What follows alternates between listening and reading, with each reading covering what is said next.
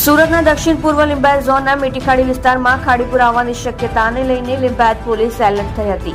હાલ સુરત શહેર સહિત સમગ્ર ગુજરાતમાં ભારેથી અતિ ભારે વરસાદ પડી રહ્યો છે.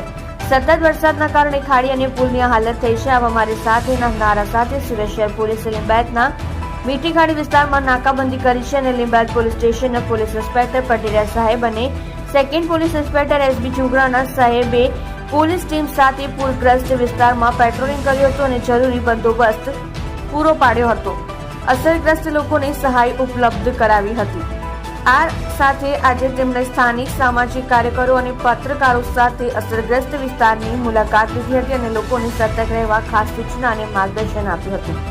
સત્ય માટે હંમેશા સત્યની સાથે જોડાઈ રહો. આ સુરત ન્યૂઝ ચેનલની સાથે.